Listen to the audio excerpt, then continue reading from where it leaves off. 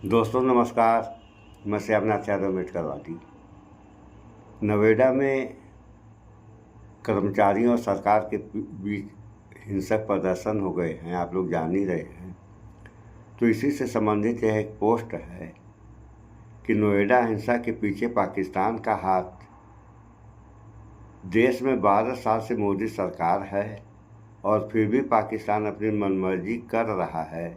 शर्म आनी चाहिए। शर्म किसको आनी चाहिए, यह आप लोग भली भांति जानते हैं। ये कहना है उमा शंकर सिंह, वरिष्ठ पत्रकार। पोस्ट देखें, आप लोग देखिए। तो कोई भी काम होता है यहाँ या कोई बात होती है तो उसमें पाकिस्तान का नाम जरूर जुड़ता है। क्यों जुड़ता है यही नहीं समझ में आता है कि बगैर पाकिस्तान के या बगैर मुसलमान के यहाँ कोई काम होने वाला नहीं है। अब देखिए दूसरा, 11,000 रुपये में क्या होता है? काम, वेतन, हक और प्रदर्शन। हमारी मांगे पूरी करो, ये दूसरा है। ये अपनी मांग मांग रहे हैं मजदूर, तो ये क्या गलत कर रहे हैं? देख लिया आप लोगों ने। इस पर एक समाचार भी हम आप लोगों को सुनाएंगे छोटा सा।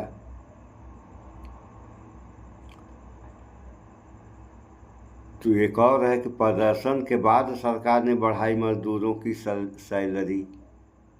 यानी काम करते हैं, कब करते हैं? जब इतना बड़ा नुकसान हो जाता है तब। यही मुख्यमंत्री आदित्यनाथ है, इन्होंने कहा कि हम प्रदेश का विकास कर रहे हैं या करने के बारे में सोच रहे हैं, तो कुछ अराजक तत्व हैं विकास में बाधा डाल रहे हैं। तो अराजक तत्व कौन है? यही मजदूर, यही अराजक तत्व हैं। और कनेक्शन पाकिस्तान से भी जुड़ रहा है। तो क्या ये पाकिस्तानी है? जैसे किसानों को, जो किसान धरना प्रदर्शन कर रहे थे, तो किसानों को भी इसी तरीके से कहा गया। तो जो भी हड़ताल करे, अपनी मांग रखे, तो पाकिस्तानी, खालिस्तानी ऐसे हो जाते हैं लोग। और उसके पहले क्या रहते हैं, बाद में क्या हो जाते हैं।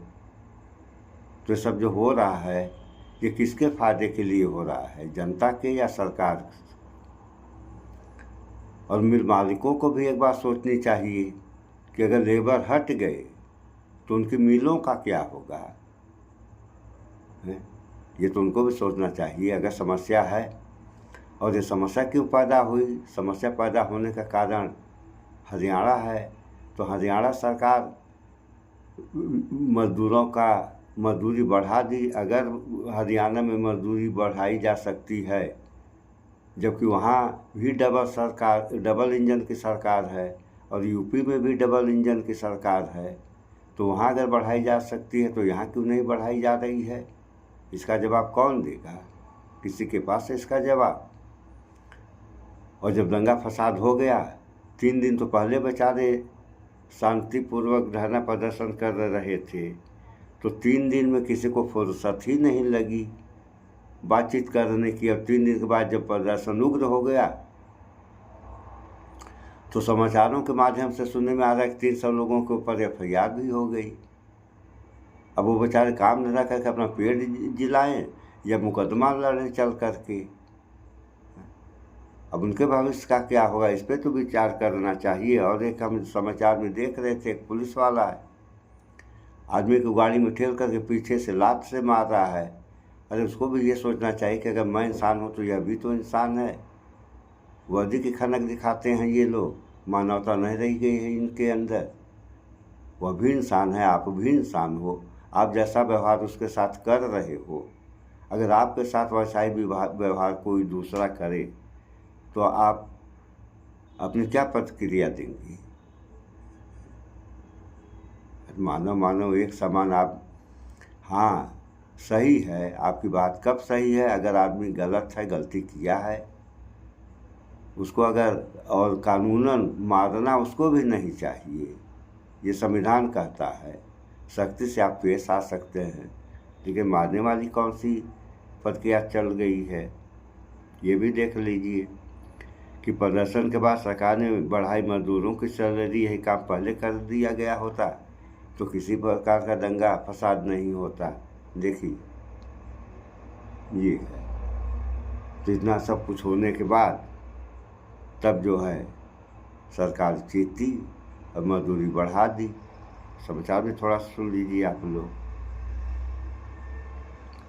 देखिए, जो चाहे गाली दे लीजिए, हमारी मेहनत की कीमत तो आप दे नहीं पा रहे, और जब हम मांगने की कोशिश करें तो हमें नक्सलवाद से लेकर पाकिस्तान तक से जोड़ दीजिए। क्योंकि मैं गरीब हूँ ना, पसीने की खाता हूँ, मेहनत की खाता हूँ, आपकी तरह चालू पुर्जा नहीं हूँ। शायद आज देश भर में कामगारों कर्मचारियों के मन में यही बात गूंज रही होगी जब उन्होंने यूपी के मुख्यमंत्री और गोदी मीडिया को सुना होगा। जी हाँ, हाल फिलहाल में यूपी के नोएडा में कामगारों मजदूरों ने जब तक शांतिपूर्ण तरीके से विरोध जताया, किसी ने नहीं सुना। जब विरोध हिंसक हो गया तो यूपी के मुख्यमंत्री ने इस घटना को नक्सलवाद से जोड़ दिया, और तो और गोदी मीडिया ने पाकिस्तान की साजिश बताना भी शुरू कर दिया। तो हमने सोचा कि क्यों ना आज इस पूरे मामले पर प्रैक्टिकल बातचीत कर लिया जाए, देखा जाए कि ये मेहनत कश कामगार क्या 12 घंटे काम करके इतना भी हक नहीं रखते कि परिवार का पेट पाल सकें।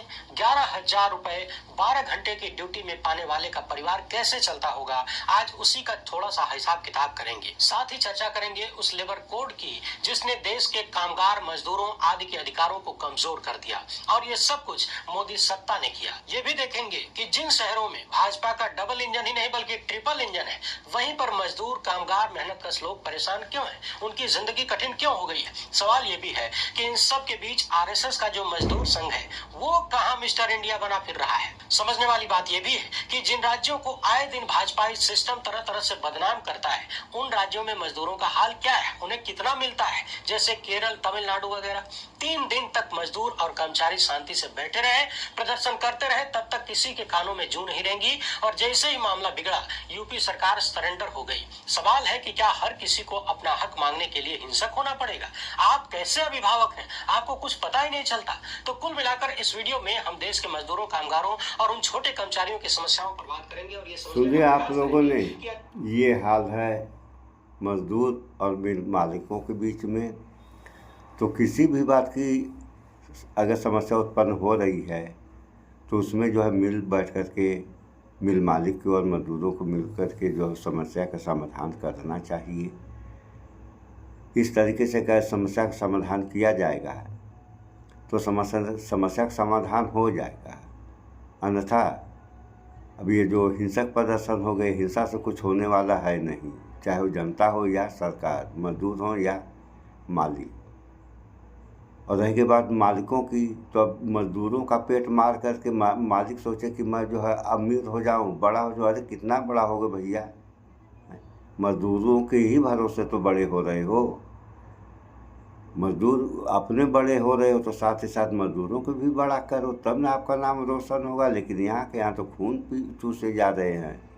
तो यही सब होता रहा और ऐसा ही होगा तो क्या होगा। इस उत्तर प्रदेश जो अब उत्तम प्रदेश बन गया है, और यहाँ आप लोग जान ही रहे हैं कि राम राज्य चल रहा है, तो इस राम राज्य का होगा क्या अगर यही सब और इसी तरीके से होता रहा। सो इन सब बातों पे विचार करें आप लोग, भाईचारा बना करें। इस वीडियो में इतना ही। स्वच्छता अपनाएं, शुद्ध खाएं, स्वस्थ रहें, शिक्षित बने। जय विज्ञान, जय संविधान। नमस्कार।